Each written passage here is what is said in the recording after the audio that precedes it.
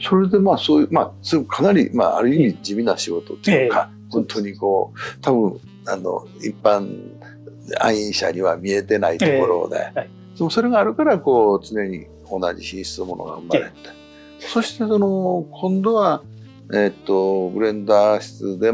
チーフブレンダーになる。それはどういう、プロセスを踏むんですか？もうそろそろ、チーフやるよとかっていうことですか？それは、ある日突然言われるようなもんですけど。そうですね。確かに、ブレンダーっていうのはこう、経験値っていうのは非常に大事な、部分でもってっていうか、いきなりどっかからこう、ポーンとこう移動してきて、それでこう、なんていうんですかね、こなすにはちょっといろんな、ハードルみたいなのが高いのかなと思いますけど、やっぱり普通は内部で順調に育ってってってのが多分非常に大事なんだと思います。とは言っても私も当時のチーフブレンダー、見ながらで、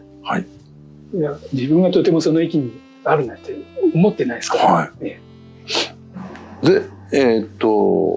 作られて、ご自身の作品ができてくるわけですよね。で、それがこう、こういうテーマでって、上から与えられるものになって、で、これをやったぞって自分が作ったものを、よしっていうのは、例えばそれが、広く愛飲されるのか、いわゆる料理の世界でもそうなんですけど、コンテストっていうものがね、どこにでもありますよね。で、コンテストでやっぱりこういうのは、ある種プロに認められるっていう、世界もあるんですけども、皆さんはどういうふうに自分が作ったものが評価された時の一番こう、やったぞっていうみたいなところはどこにあったんですか？二つ大きな出来事があったっていうかですね、一つは私がこうブレンダーになったのが1991年で、チーフブレンダーが1999年になるんですけどね、その当時ってのは日本のウイスキー市場っていうのはともかくダウントレンドの非常に厳しいところで、何やってもうまくいかないと。新製品も相当いろんなことやってます。ただその中で私自身の経験だと、実はゼンっていうウイスキーがあって、そこに合わせて、でこれまでと全く違う香味の特徴を持ったウイスキーを作ると、しかも食と合わせるっていうことを前提にしたウイスキーを作るということで、こう全くゼロベースで今までに使ったことのないような原酒の組み合わせも含めて試行錯誤していくと。で、やっぱり今までうちの会社の何ですか、ウイスキーのこの味わいのラインナップとは全然違うところの商品化。だから私もだけど、社員にしても何ですか、これで本当にいいだろうかっていうこの評価って非常に迷うんですよね。個性的であればあるほど。その中でもってマーケティングもだし、いわゆる最終判断をマスターブレンダーがされるわけですけど、そういうところでもやっぱり評価がすごく分かれる中で、最後は私もちょっと自分はこのレシピでいこうというような、自分のこだわりをある意味では通したレシピになって、でゼンというウイスキーはスタート非常に好調で、そのまま、評価されたっていうか、同じブレンダーというよりはいろんな原酒作りをしている蒸留所のっていうか研究所の連中も私のレシピに対してはちょっといろいろ疑問を持たれながらもっていうウイスキーって確かに個性っていうのは大事なんだけれども、その個性をどれぐらいの強さで最後止めるかというか、そのバランス感っていうのは非常に大事だと思いました。そのバランスを取るってことに関してゼンっていうウイスキーがある意味じゃ私に非常にいい経験として、自信をある面では与えてくれた。それは非常に印象的な経験だった。それが一つ目です。一つ目。もう一つやっぱりね、コンペティションなんです。でともかく日本のウイスキー市場は非常に厳しいと、何やってもうまくいかないという中で、ウイスキー事業としてもう一度ウイスキーという酒の本質に帰って、何が理想の形なのかも追求しようということで、その中でもって山崎とか白州とか、あるいは響とか、プレミアムウイスキーに徹底してこだわってというか、これが100年近くサントリーという会社がウイスキー作りを続けてきてこだわってきた味わいだと、特に熟成とか樽とかいうことには非常にこだわってきたしというで、それを自分たちは確かにこれいいというふうに思ってるんですけど、作り手が自分でいいって言ったってそれはしょうがないっていうか、自画自賛してる。それは世の中何の説得力も持たない。やっぱり客観的な評価がなくてダメっていうことで、2000年代の初めぐらいからコンペティションの評価を問うということになって、それが2003年っていう年に初めて山崎の12年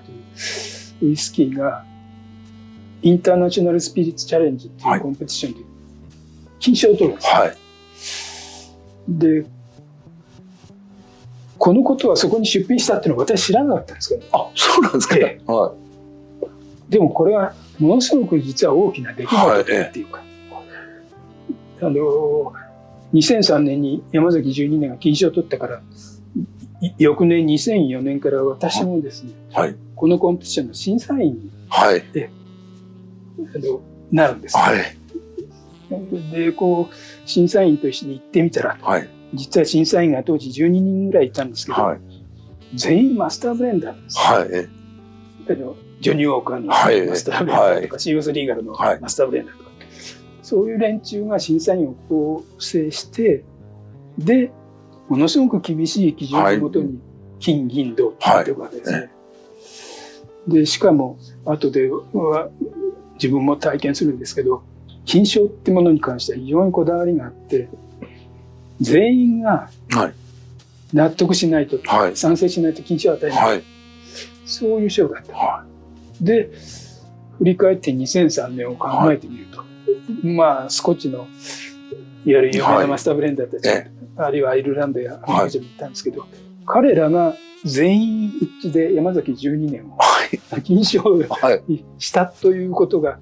これがものすごいことなんだよっていうのを、自分が審査員になって初めて周りの人から言われて、そういうものかと。それまでもちろん日本のウイスキーが、サントリーウイスキーがその金賞を取ったことはなかったわけですよね、今まで。あんまりね、コンペティションに出すってことね、やってないです、で、日本のウイスキーが大体2000年ぐらいからですから、海外にこんなコンペがあって、何が金賞取ったよとかね、一番取ったよなんていうのが始まる。ただ私自身は作り手だから、いろんなコンペもあるけども、審査員が全員マスターブレンダー、これ大変なことだと思ってて。他のコンペティションって、評論家だったりとか、いわゆる作り手じゃない人たちが審査員を構成するのと、作り手がお互いの製品を相互に評価しながらというのとは意味合いが違う。私自身もすごく受け止めて。やっぱりそこで、自分がこれから作るようなもの、あるいはすでに基礎品として売られてるウイスキーが彼らにこれは金だと、やっぱり言わせたいという、そんな思いはすごく強くあったんで、実はこのコンペティションの最高の栄誉ある賞っていうのはディスティラー・オブ・ザ・イヤーっていう賞なんですね。それはその年の言ってみればメーカーナンバーワン、はい、その年出品した製品に対する評価でもって、はい、自動的に決まってしまうような賞なんですね。だから私もいつかはディスティラー・オブ・ザ・イヤーを取りたいと、これを自分の目標にしようということで、その後はね仕事をやりましたね。はい、で世界のマスターブレンダーたちが、はい、一つ一つのウイスキーについてどういう評価を下すのか、はい、それを肌で感じることができる、はい、これはねブレンダーとしてもめちゃくちゃ大きなね、はい、経験というか、はい、これは自分自身のスキルを高めることになりました。今僕が知ると研究所でのその樽に関するやっぱりすごい財産と、もちろんずっと積み重ねられることなんですけども、やっぱり世界のマスターブレンダーと同じ目線で同じものに対してやっぱりある種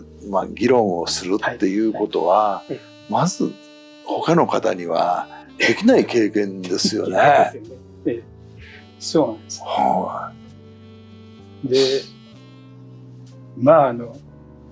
ブレンダーですけど、はい、大体ね当時私の時でも400点以上のウイスキーが世界中で集まってる、それをブラインドテストするわけですけど、これは自分の作ったあれだって分かるわけですよ、ね。なんぼなんでも、ブレンダーですから。で分かった上で、あるいは主要な競合のウイスキーもこれはあれだなって分かるんですけど、分かった上で点数つけて、でお互いの審査員がこれ金だって決めるから、ものすごいことだなって私は思いました。で自分の作ったものに高い点数つけるのは、これはみんなも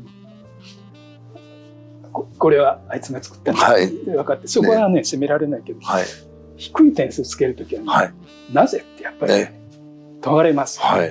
それがちゃんと明快に答えられないと、審査がいわゆる客観的じゃなくてね、というふうに周りから見られちゃうわけですから、あいつの評価。